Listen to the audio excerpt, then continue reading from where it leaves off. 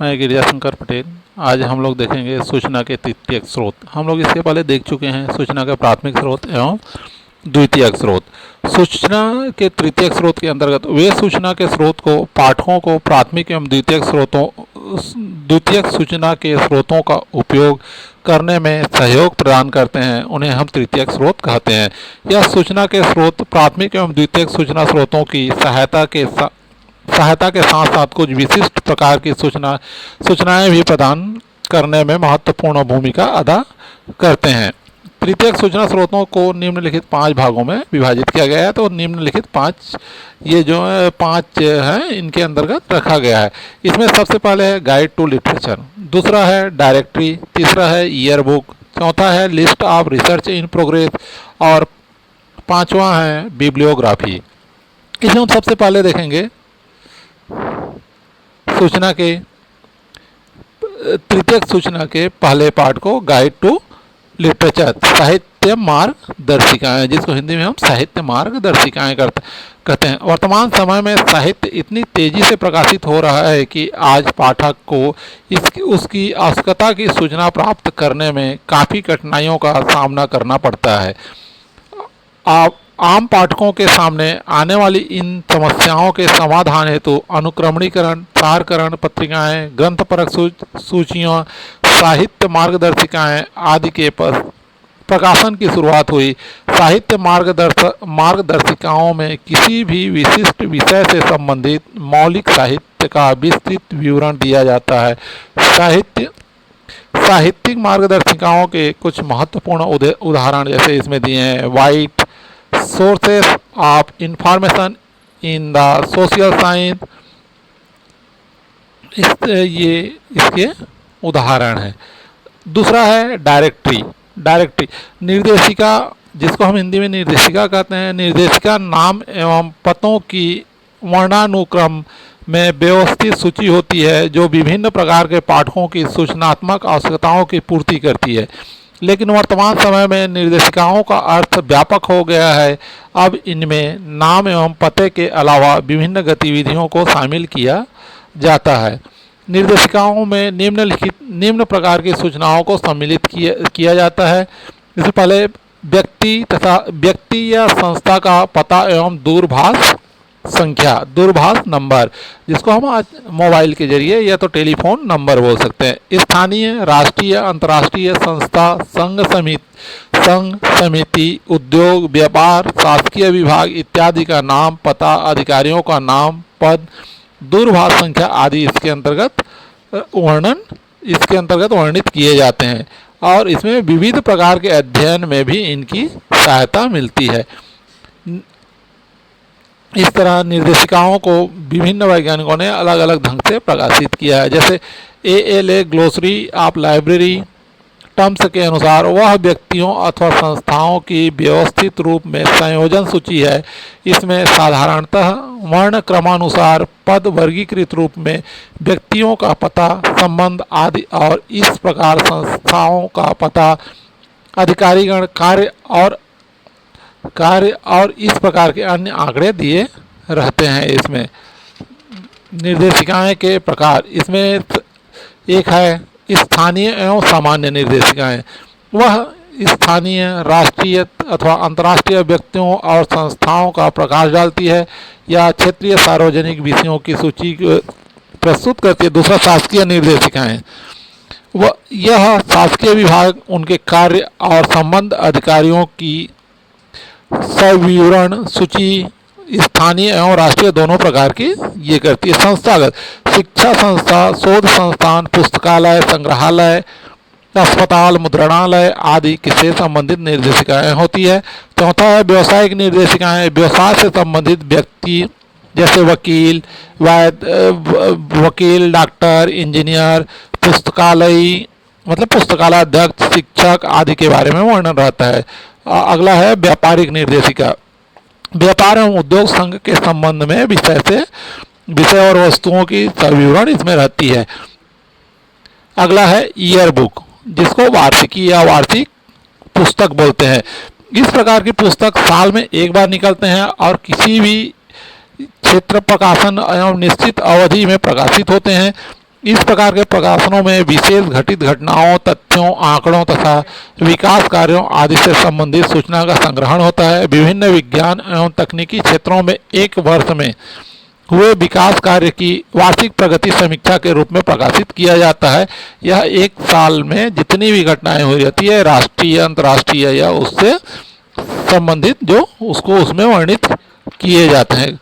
कार्डियन ने वार्षिकी की परिभाषा दिया है। वार्षिकी किसी वर्ष विशेष से संबंधित तथ्यों तथा सांख्यिकी विवरणों की एक संक्षिप्त कृति होती है। वार्षिकी में निम्न प्रकार की सूचनाएं सम्मिलित की जाती है। पहले राष्ट्रीय व अंतर्राष्ट्रीय स्तर की घटनाओं एवं परिवर्तनों की जानकारी, पिछले वर्ष की सामाजिक, राजनीतिक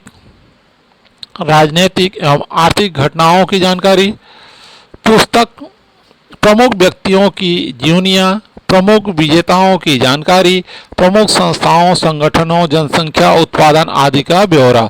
इसके अंदर वार्षिकी में उस साल में जितने भी हुए रहते हैं उसका दिया रहता है। जैसे इसके उदाहरण भी हम देख सकते हैं। Computer year book, McGraw Hill year book of science and technology, Europa year book, statement year book. इस तरह से जो फेमस इसके जो प्रकाशित होते हैं वो ईयर बुक हैं।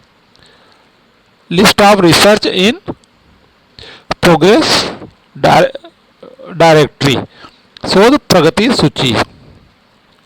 शोध कार्यों में पुनरावृत्ति को रोकने के लिए किसी भी वैज्ञानिक को उसके विषय से संबंधित अन्य वैज्ञानिकों द्वारा किए जा रहे शोध कार्यों की प्रगति मालूम होती रहनी चाहिए। इस प्रकार की सूचियों शोध का प्रारूप बनाने एवं सूचना पूर्वानुमान में सहायक होते हैं। इनमें परियोजनाओं का संक्षिप्त विवरण, शोधकर्ता का नाम, शोध कार्यकाल, अनुदान देने वाली संस्था का नाम, ऐसे स्रोतों की सूची जिनमें प्रारंभिक निष्कर्षों को प्रकाशित किया गया है।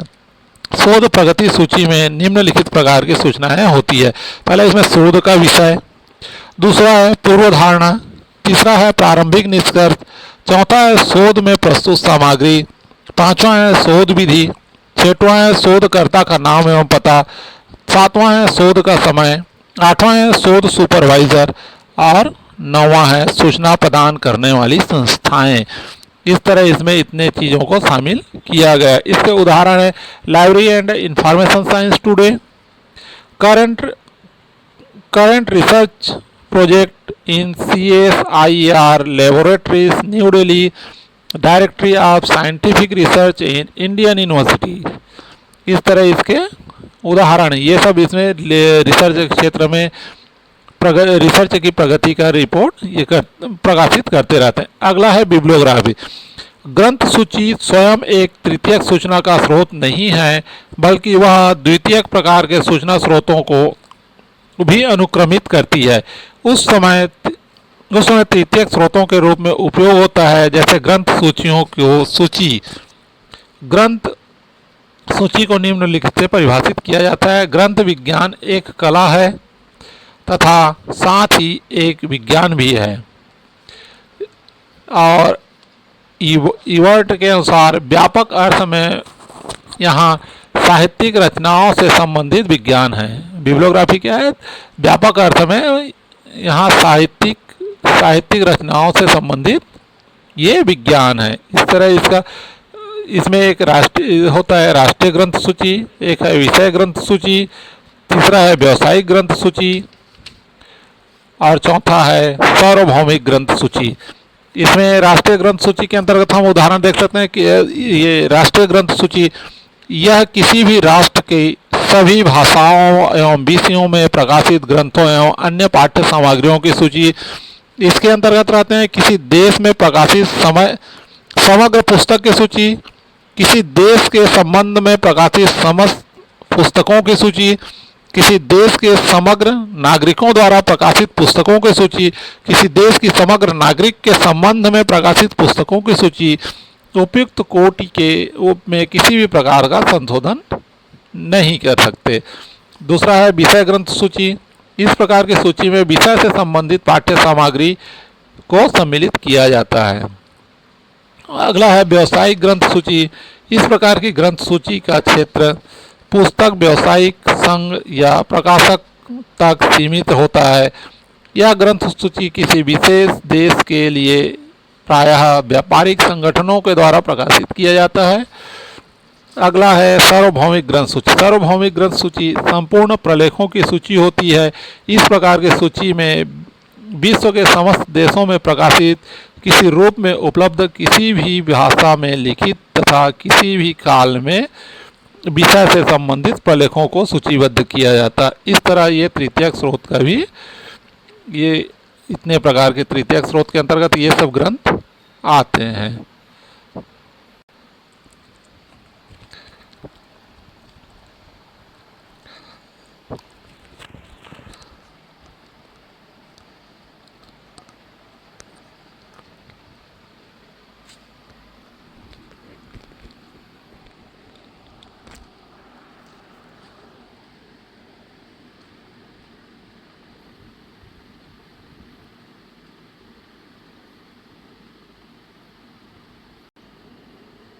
हो गया। ये तो हुआ ही नहीं कुछ। अरे हो गया। कहाँ? आपको अच्छा वीडियो स्टार्ट करना है।